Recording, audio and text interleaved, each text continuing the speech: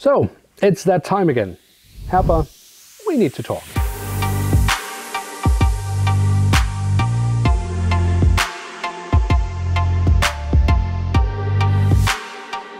Honestly, I've been brewing over this video for a long time, writing several scripts, throwing them away and starting all over. And that despite the fact that talking about Herpas prices could be so easy. They are way too high, and that's that.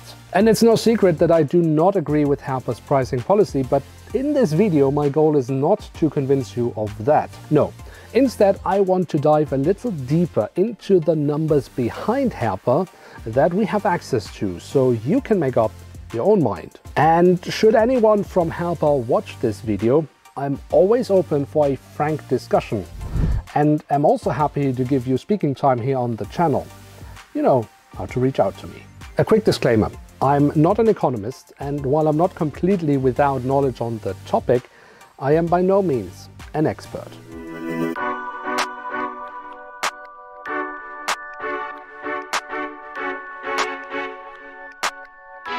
Without starting an Economics 101 course, we need to have a basic understanding of what a price is and how a price for a product is established. Very simply put, whenever Herpa makes an aircraft model, they need to calculate what is called the break-even point.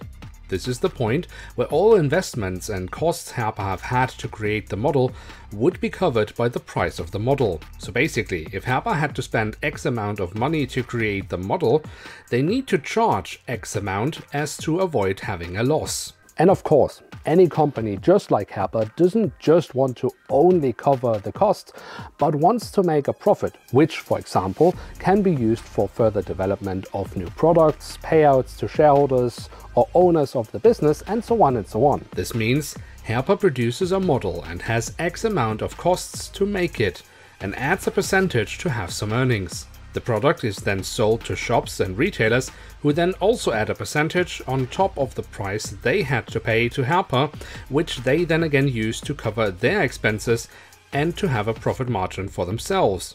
All totally normal and, simply put, how the economy works.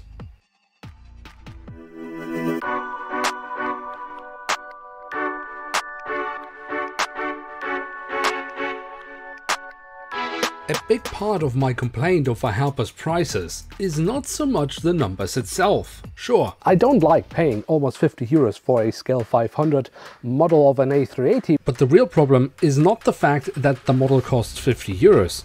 The problem is that the value of the model isn't anywhere near that price. So we are in reality talking about a discrepancy between the true value of Herpa products and their pricing.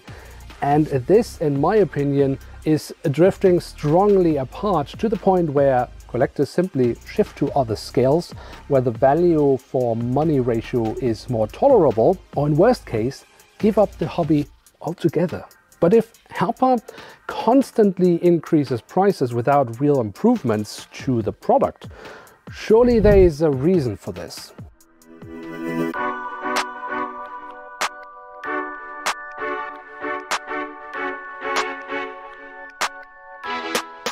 Herpa has never been shy to name reasons as to why they simply had no choice to increase prices. But before we look at those, it might be useful to look at Herpa's financial performance in the past. After all, if Herpa did terrible business, it might not be that fair to criticize them for their prices if the alternative would be to close down. For this, I have dug into the German company registry, where financial reports of companies can be looked up. Publicly viewable were the financial reports from 2007 to 2022. We can see a general downward tendency of the revenue. What also becomes clear from looking at the numbers is that Herpa clearly isn't making a big fortune from its business activities, with marginal profits and many years with losses. When we look at the total sales revenues and compare it with the annual profits, or in many cases losses, it becomes clear that Herpa is operating with marginal profit margins for the total business, which is a clear indication that price increases might not just be justified, but simply necessary for Herpa to continue its activities. It is, however, important to stress out that those numbers are of all of Herpa's activities, and from those we can't see if if one division is performing especially bad or good compared to others. So if it's the wings or cars and trucks division that is the issue, or if both divisions are struggling.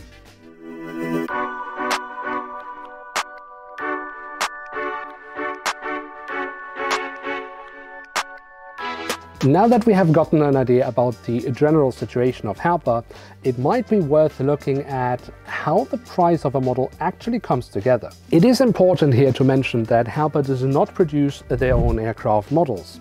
Herpa has outsourced at least the production to partners in China. How much of the development of models is still done in-house, I can't say, but it looks like this is still largely in the hands of Herpa, but this is speculation.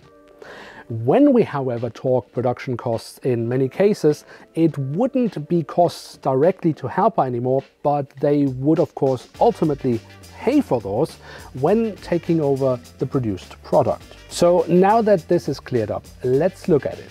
Obviously, there are costs for research and development, so basically the creation of the mold to make sure that the model actually comes out to specifications. Unless it's an A320 family model, here Herpa clearly doesn't care about specifications.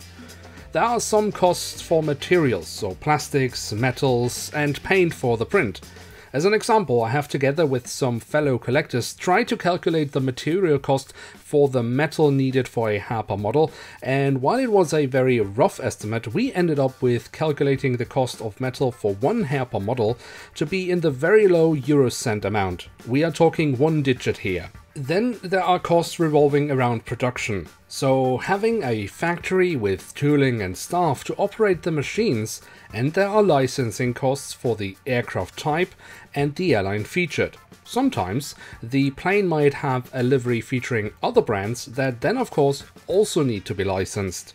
Then there are costs for packaging, marketing and shipping. Finally, when all that is covered, we have a value that would allow Herpa to break even. The big question now is, of course, what that price might be. Luckily, we have some numbers here as well. The Herpa model of the Etihad Airways Boeing 787-9 Dreamliner in the Choose Italy livery is a standard Herpa model. It was sold as a yearly Herpa Club model, which made it more expensive for all non-club members, but for all other purposes it is a standard Herpa model with just as much or little detailing as so many other Herpa models. Because it was distributed as the yearly club model, we know exactly what Herpa charged their club members for this model, which was €13.45.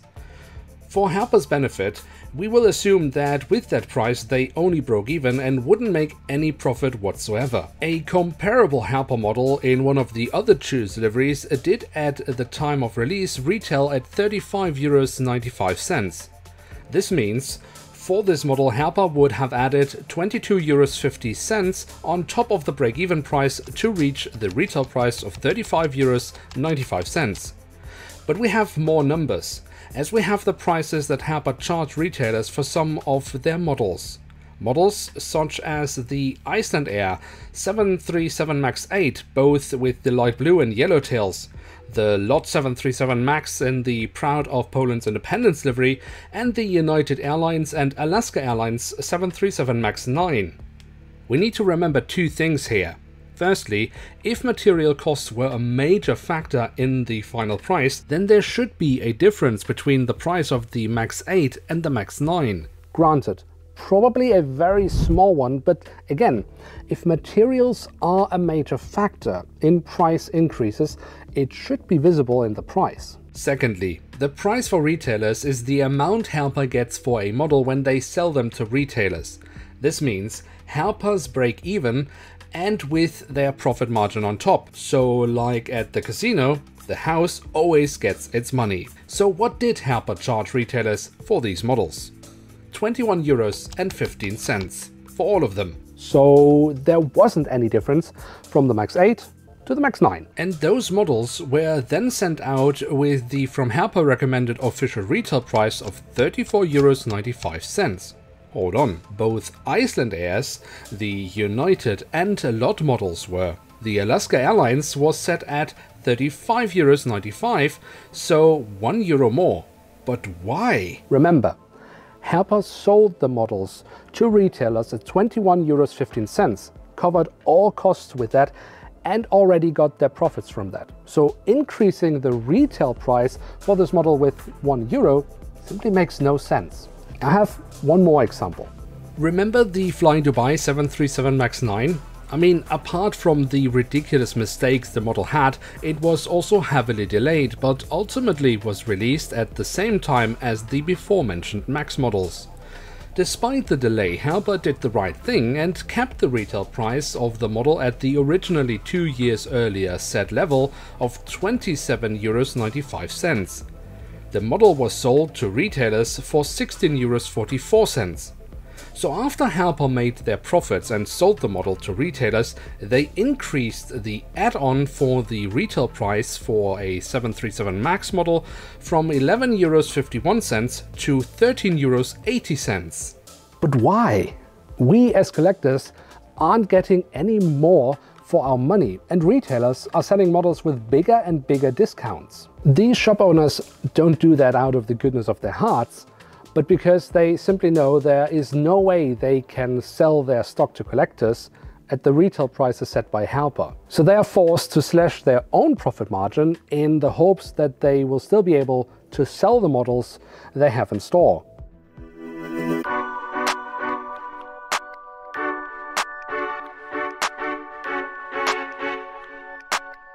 As mentioned, Herpa isn't shy when it comes to excuses why the latest price increase just was unavoidable. It all started with Corona. Well, it didn't, because Herpa was already increasing prices before that, but Corona is always a good scapegoat. Because of Corona, the global shipping network temporarily collapsed, which increased shipping costs by quite a bit. So when Herpa referred to this as a reason, they were not wrong. The problem is, of course, that shipping costs peaked in early 2022, and we now have 2023, by which shipping networks have entered much calmer waters and therefore lower prices. In fact, shipping costs are back at 2018 levels. Material costs did explode during the pandemic and are still high, but as talked about in the video, there is much that points to material costs being a very small part of Herpa's costs. And just like with shipping prices, the increase was temporary and prices are also here recovering. Increased production costs, well, yes, it is becoming more expensive to produce in China, and I'll get back to this in a minute because another reason mentioned by Herpa is inflation. That dreaded thing that keeps melting the value of our money into oblivion. Okay, maybe a bit much, but yes, inflation has been quite bad, but is also slowly on its way down. But how does Herpa's prices correlate to inflation rates? Well, let's take a look. Inflation is of course not just inflation. Rates fluctuate and are different from country to country, so we will focus on the countries that are relevant for Herpa: Germany and China. In Germany, inflation rates are still high, so case closed, Herpa is right. Well, hold on. As we established, Herpa does not produce their own plane models. They buy them of a Chinese manufacturer. We might be inclined to think that inflation currently is a worldwide problem, but it isn't. It's mainly a problem of Western economies. In China, inflation hardly has played a role at all, with rates well within the usual. But before we jump to conclusions again, there is another factor that we need to look at: currency exchange rates. As Germany and China don't operate with the same currency, we need to look at the exchange rates, as this also can be a major factor in the price development of products. In theory, both Herpa and their Chinese partners could be trading in US dollars, but what is more likely is that Herpa trades in euros and their partners in yuan. There have been big fluctuations in the value of the yuan, and especially from around November 2021 to March 2023, the euro-yuan exchange rate has made buying products in China significantly more expensive. We are, however, also here back at 2018 levels. If we look at the US dollar yuan rates, the image is similar, with the years 2020-2021 being more expensive for US dollar trade in China, but generally the trend is clearly going the other way, with big benefits for US dollar trade in China. So depending on the currency Herpa trades in with China, exchange rates have played some role, but for sure not all to the disadvantage of Herpa, and in all cases any negative impacts have been temporary and do not play a role today. Of course, the high inflation in Germany does impact Herpa, but with most if not all of the heavy lifting done in China, where inflation hasn't had any impact on prices, the argument of Herpa being forced to increase prices due to inflation becomes quite hollow and frankly leaves a bad taste in my mouth. And I might not be the only one with that feeling, as the International Monetary Fund, IMF, in a recent newsletter estimated that about half of all price increases that have been explained by companies being due to inflation are false and are related to maximizing profits.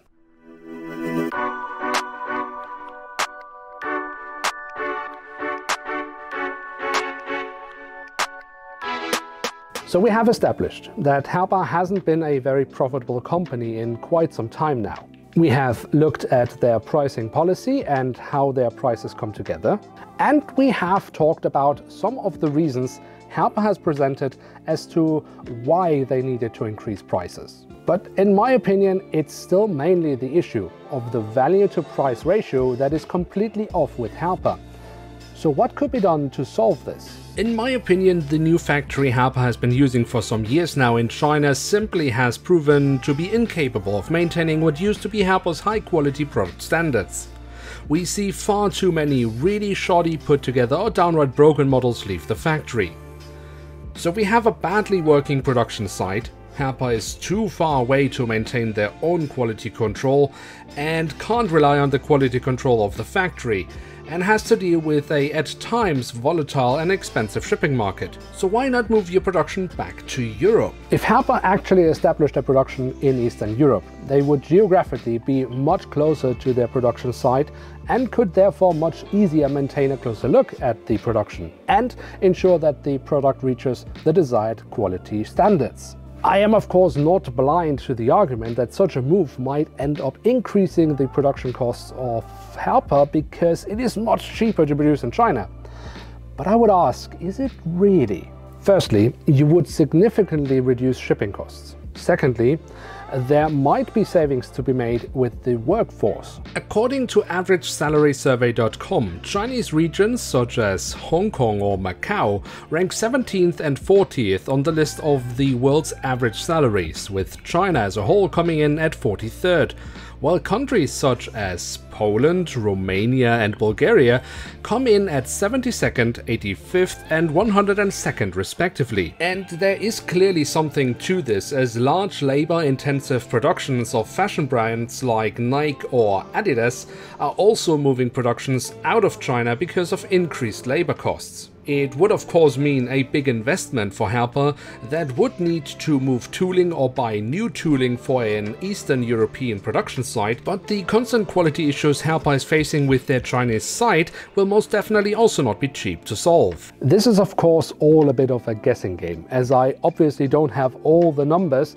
that Herpa has at their disposal, but I do find it to be at least a scenario worth further exploring, as it could solve many of the issues Herpa is listing as reasons for their price increases. And I might again not be the only one thinking so, as Herpa in their own financial report, although much more diplomatic than me, do write about looking at options for future productions.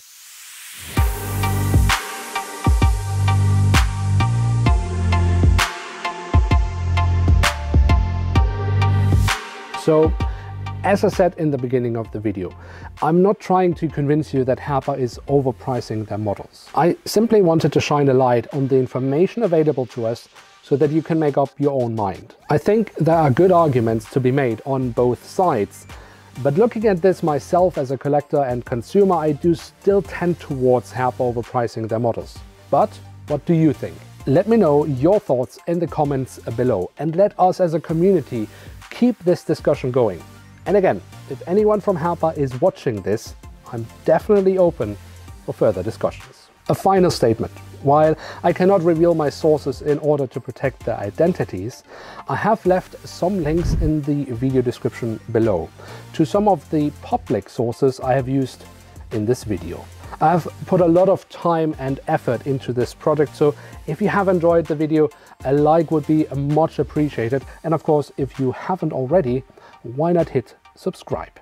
With that, thanks so much for watching and hope to see you in another video.